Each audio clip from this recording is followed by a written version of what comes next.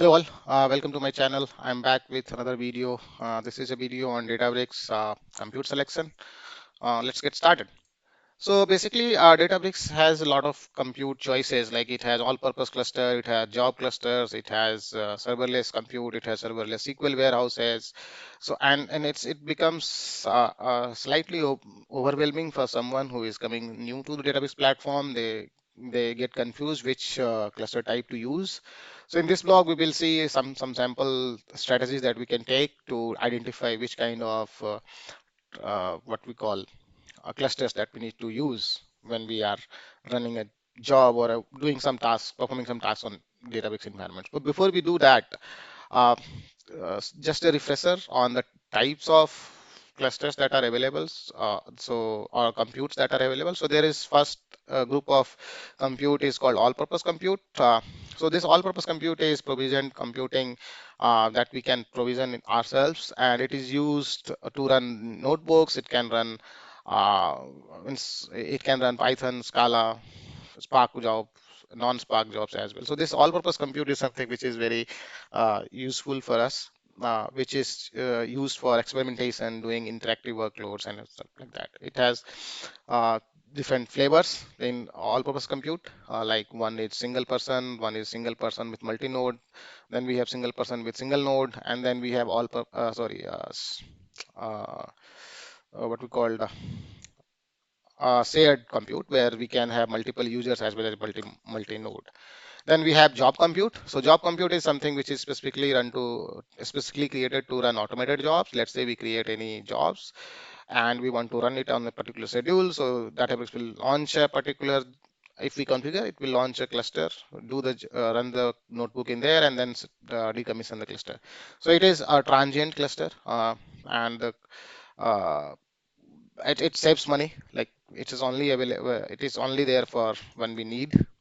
Then we have serverless SQL warehouses, which is uh, I mean, it starts very fast. We can run queries on there, SQL queries on there, and then we can come back and start. And we are not charged for when we are not running this thing. So we are not managing any cluster in there.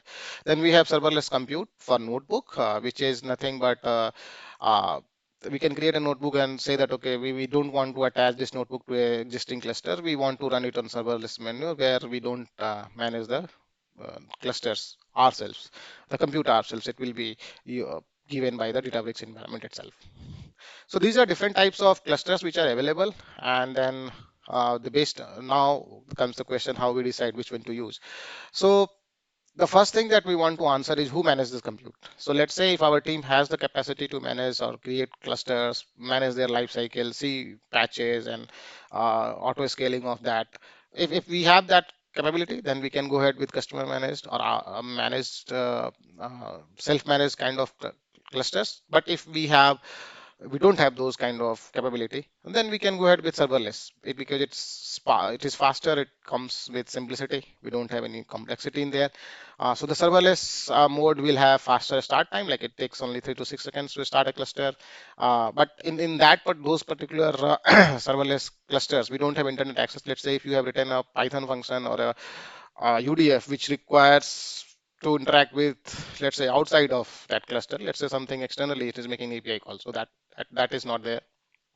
Then the serverless clusters have a limit of 2.5 hours max execution time. So that is one another use one other case. But this can be increased, but by default it comes with 2.5 hours of max execution time.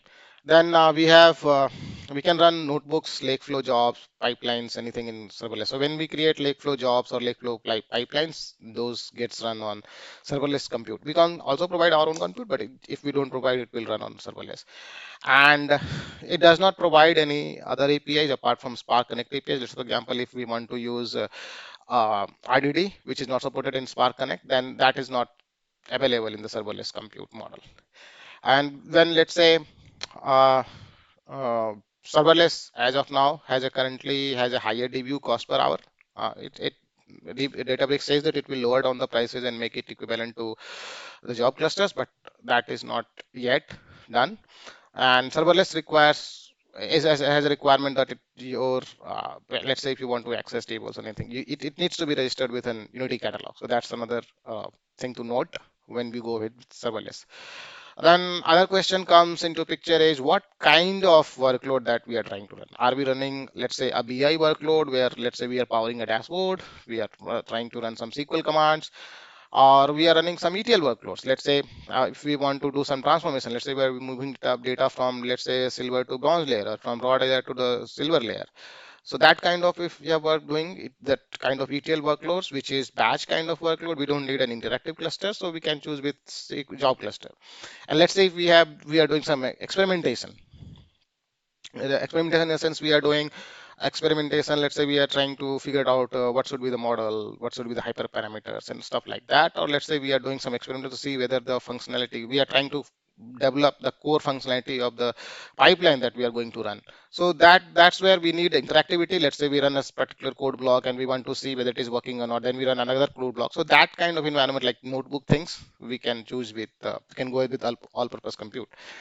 And then we have a question that what is the isolation level that we are expecting? Let's say, do we want multiple users to share the same cluster, or we are thinking of single user, single node, multi-user, multi-node, or single user, multi-node? So, for example, if a single user is given a cluster, and if it is single node, the whole driver, executor, everything runs on the same instance. So it won't have the full flexibility of running things in parallel.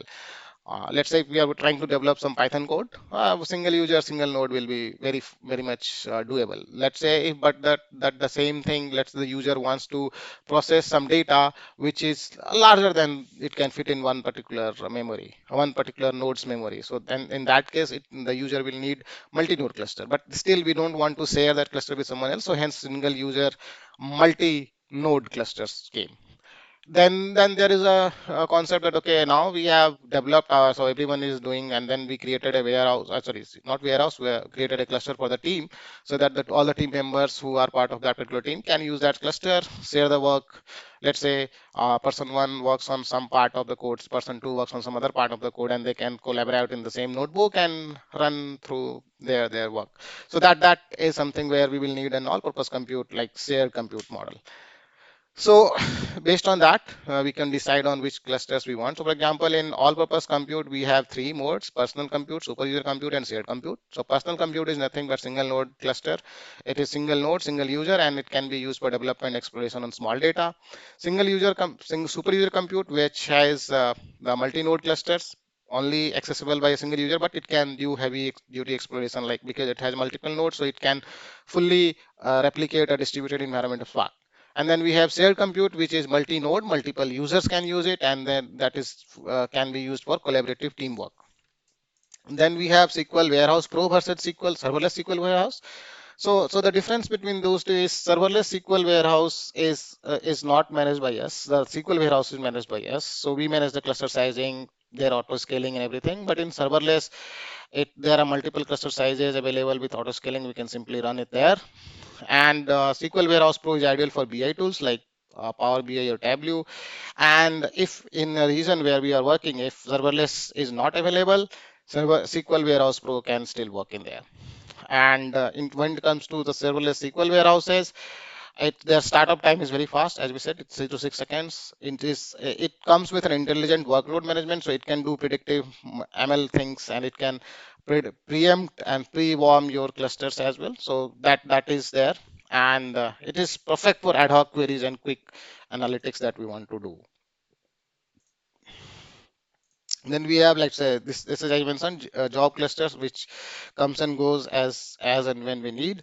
So if we think in terms of workload wise, so Databricks has two different workloads that we can run: Spark workloads, SQL workloads. There is also Python, but that generally is not the use case for Databricks.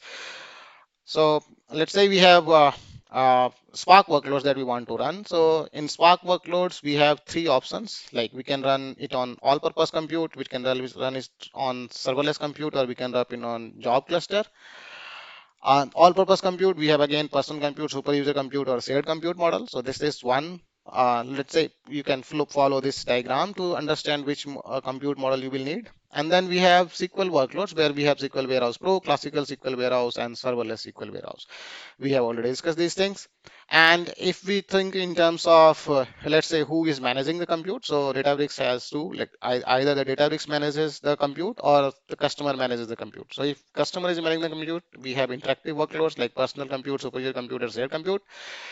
For ETL workloads, we can run it with job cluster, and for BI workloads, we are using SQL Warehouse Pro. But if everything is managed by Databricks, then comes the serverless. So we have option of running this on serverless compute or serverless SQL. Serverless compute is where we don't have to manage the cluster sizing. We just simply create a low job, say that okay, run it on serverless compute.